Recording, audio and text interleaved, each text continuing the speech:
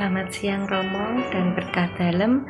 Saya akan menyampaikan renungan mengenai tokoh-tokoh dalam kitab Pentateuk. Saya akan mengambil tokoh Ishak, di mana kisah hidup Ishak anak Abraham.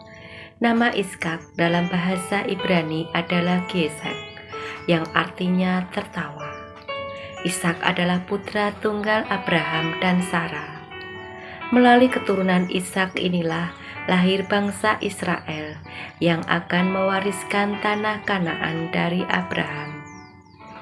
Kelahiran Ishak sebelumnya sudah disampaikan oleh Tuhan sendiri.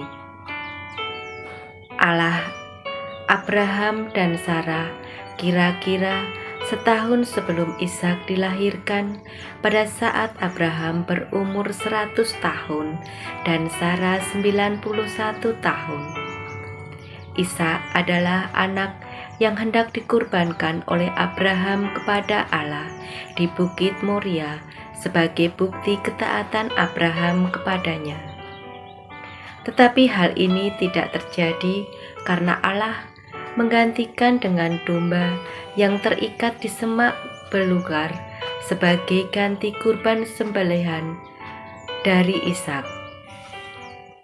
Sarah ibunya Ishak meninggal ketika Ishak berusia 36 tahun, dan pada saat itu Ishak berumur 40 tahun.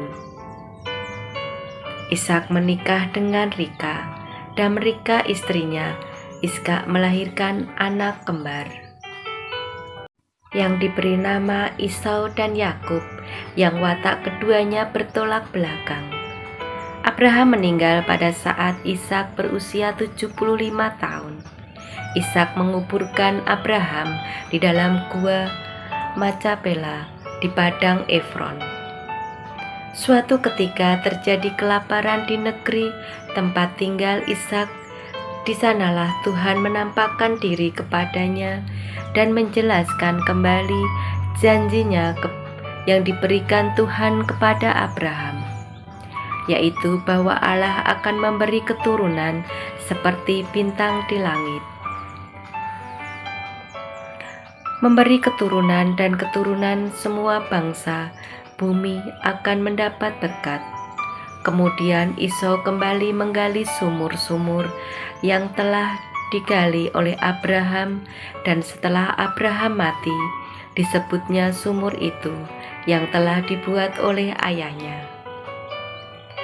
Pada dua sumur itu diberi nama Esek, karena kedua sumur itu menggambarkan Gilead bertengkar dengan para gembala Ishak. Pada sumur ketiga tidak ada pertengkaran, sehingga sumur itu diberi nama Herubat.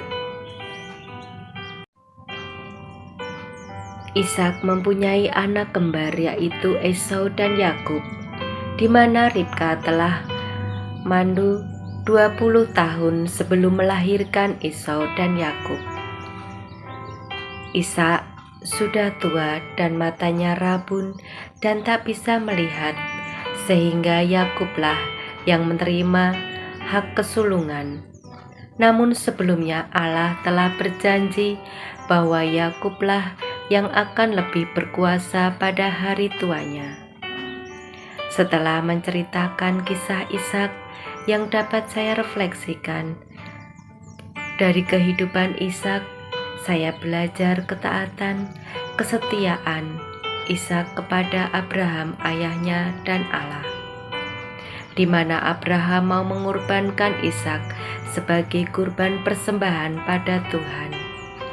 Di sana Ishak dengan memberikan diri secara total mau dijadikan kurban tanpa dia menolak keinginan ayahnya pada saat itu ingin mengorbankannya. Maka dari ini saya belajar dari pengalaman di mana saya mengorbankan diri saya secara total, melayani Tuhan secara total, menyerahkan hidup saya secara total lewat hidup panggilan, lewat pelayanan, dan juga lewat segala yang saya miliki. Demikian renungan dari saya. Terima kasih, berkat dalam.